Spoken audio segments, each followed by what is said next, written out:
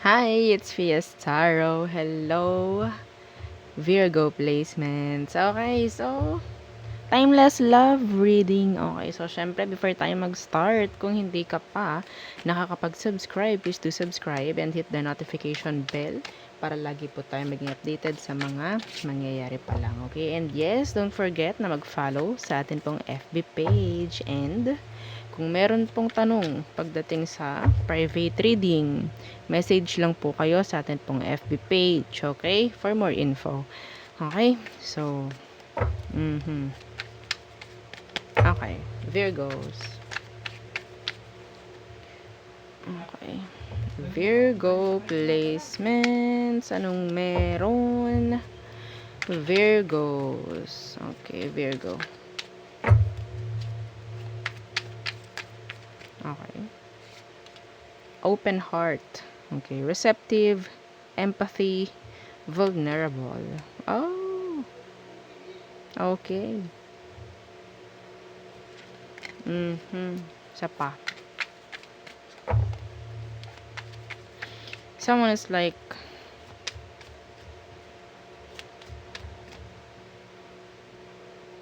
walang guard. Okay? Like naka-lower, no? Naka-low.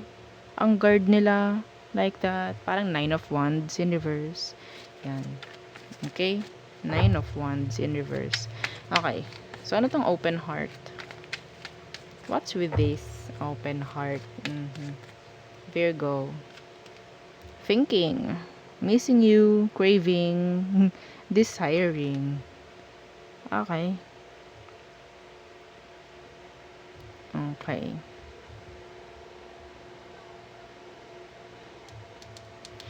Okay, so, tingnan natin. Anong situation meron? Okay, dyan ka muna.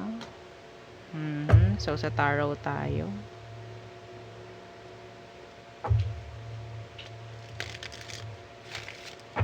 So, ito ang nakikita ko. Nakakuha ko rito. Ha, wait lang.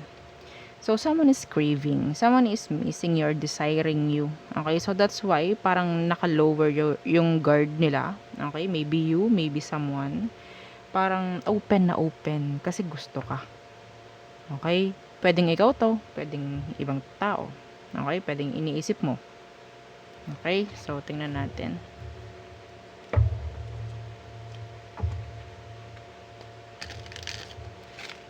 Situation.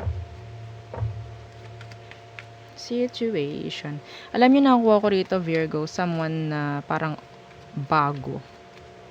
Pero tingnan natin. Anong situation meron? Virgos. Okay. The King of Chalices. Yeah. Open heart. There is emotion here. Okay. The King of Chalices. Ano tong King of Chalices na ito? Virgo. The King of Wands in reverse. Some of you, pwedeng same gender. Okay? Babae sa babae, lalaki sa lalaki. Yan, mga ganyan. The Page of Swords in reverse. This is stalking. Okay? This is stalking. So, tingnan pa natin. Nandito yung may emosyon, pero parang ano, like, ang tawag doon? Parang nilalaro-laro lang. Like, hindi ko masabi yung right na word. Hindi ko mamaya malalaman ko 'yan. Oo. Kasi parang ano, parang meron siyang feelings for you. Okay, pwedeng vice versa. Pero parang nandoon yung inaalis niya yung parang seryoso na energy. Okay, para maalis yung awkwardness. Parang ganyan. Okay? Yeah, the Page of Pentacles, being casual. Being casual. Pero nandito yung energy ng passionate, craving, and desiring, yan. Okay? Yeah, this is something or someone new. This is new, I guess. This is new. Meron ditong parang nahihiyang mag-open up. Okay, so tingnan natin. Virgos. So, ano bang meron sa person mo? Okay, ano bang meron sa kanya?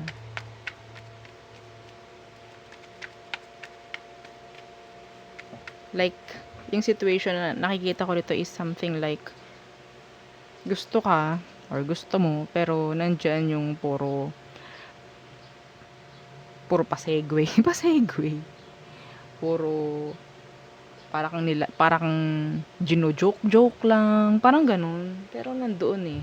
Merong something. Okay, tingnan natin. Ano bang meron sa person mo, Virgo? Oh, oh.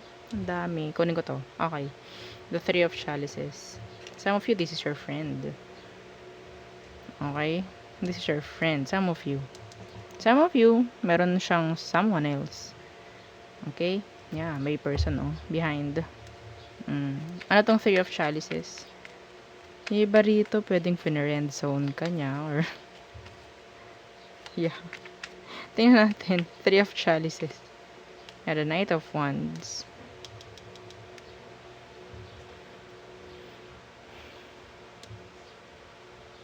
Talagang gusto mo, no? Talagang gusto mo, gusto ka, parang ganyan. Pero, I think merong limit eh, pagdating sa kanya. The Knight of Wands. This is someone na parang hindi consistent. Okay? Hindi siya consistent. Yeah, the Ace of Pentacles. This is new. I think this is new. Okay? So, tingnan natin. Yeah, wala ako nakikita ritong ano eh. Yung iba rito ha, if ever na parang merong pinagdaraanan ngayon, no? Itong taong to yung parang nagbigay ulit ng parang kasiyahan sa'yo, nagbigay ulit ng parang another like new beginning, no? Parang ganyan. Ano ba emosyon niya towards you? Anong emosyon nitong taong to towards you, Virgo? Okay, the Empress. So, this is your energy. Pwedeng Virgo, pwedeng Taurus. The Empress. And okay, the Wheel of Fortune in reverse. Some of you, specific to ha, pwedeng single parent itong person na to. Okay? Itong taong to, focus niya is sarili.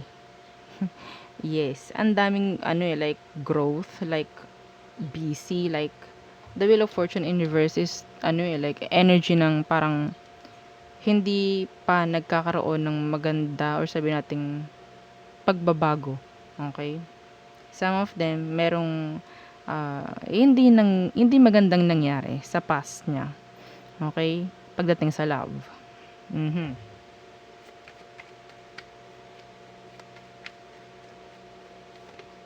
Yeah, the Knight of Swords. Okay. So, focus niya ngayon is kanyang progress, sarili niya.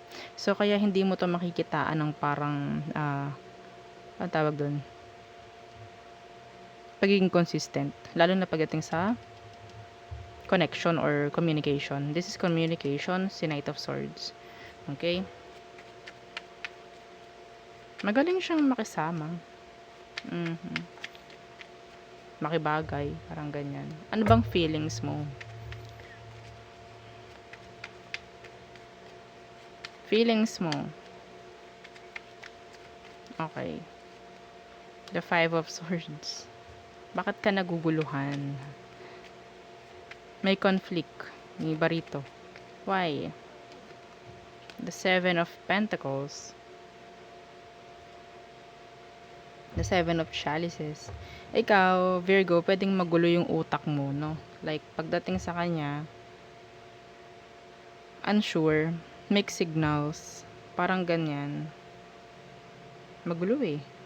Pero, ano, para kang sabihin nating, yeah, see? Puro gulo, puro drama. I don't know. Maybe ikaw, meron kang someone, or pwedeng siya, meron din. Pwedeng vice versa nga, no? Maybe both of you.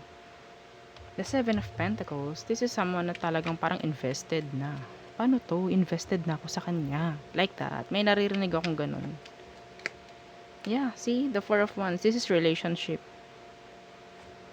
The Tower. Pwedeng, kaya nagkakaroon ng conflict pagdating sa emosyon mo. It's like, merong iba.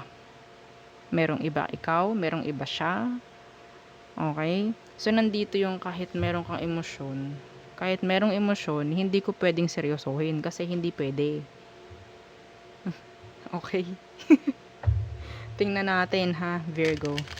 Ano ba ang next action niya towards you? Next action niya towards you. Virgos. The Ten of Wands, Universe. And, pwedeng fire sign. The Hermit. Okay. So, nandito yung pang-ghost. Yun nga, pwedeng hindi kanya like totally focusan. Okay, ayaw niya ng stress, ayaw niya ng sakit ng ulo. I don't know why. I don't know. So, yun nga, pwedeng may someone kasi. No, ayaw niya ng gulo. The Ten of Wands Universe, this is dropping. Okay? Dropping. Ayaw niya ng responsibilities, ayaw niya ng isolating themselves from you. Okay?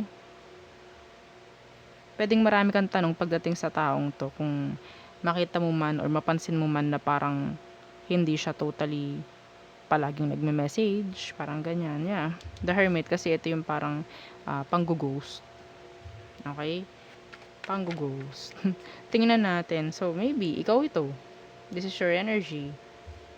Pwedeng ikaw yung mang-ghost. Yan. Okay? Kasi feeling mo parang, ay, wala naman tong patutunguhan. Parang ganon. Okay. So, tingnan natin ang outcome.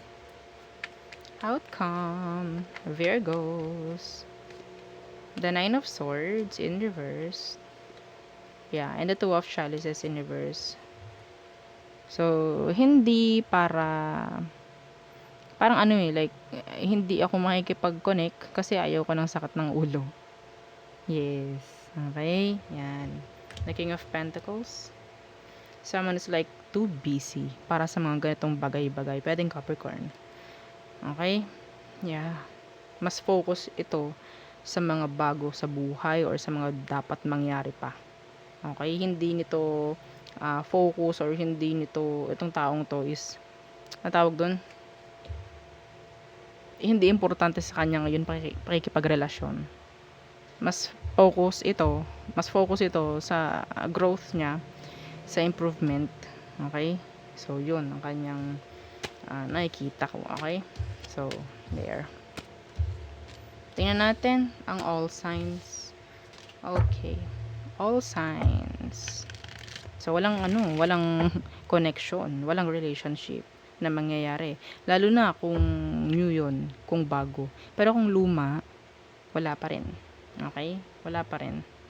Like, mas focusan ni person mo yung mga bago, growth niya, healing. Okay? Kasi hindi pa siya totally healed din. If yun ay iyong past person. Okay? So, tingnan natin. Aries through Pisces. Okay. Okay. So, Aries.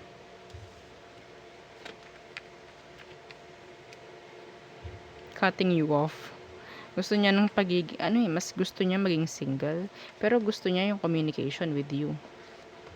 Okay? Pero, yeah, hindi ko nakikita magtatagal to. Taurus.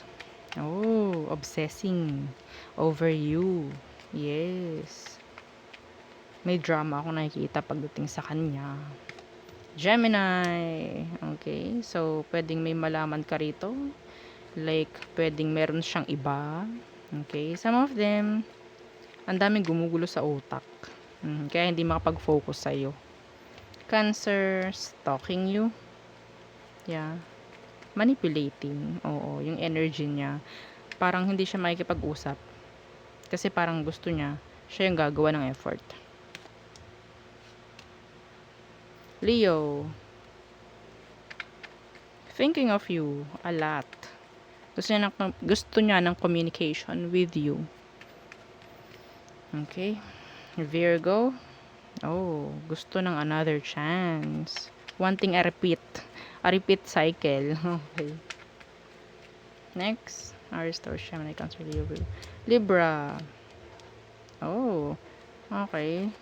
So, I think this is sabihin nating friendship. Okay, the Three of Chalices, this is friendship. Kung ito is a new person, pwedeng mag-umpisa as friends, yung relationship. Okay, pero if this is a past person, may reconciliation ako nakikita. Pero, parang ang focus muna niya ngayon is sarili. Healing. Okay. Scorpio. So, unreliable. Okay. Sagittarius. So, parang ayaw na niya. Like, okay, enough na. Ayoko na dito. Stop na this. Parang ganyan. Okay. Capricorn. Manifesting, or some of them like healing. Okay, they're like healing. Aquarius. No cooperation with this Aquarius. Pisces. Okay, being distant, cold and detached. Okay.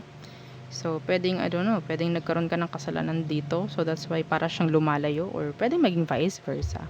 Okay, so there, yun ang ating reading for you, Virgo placements. Thank you. Bye!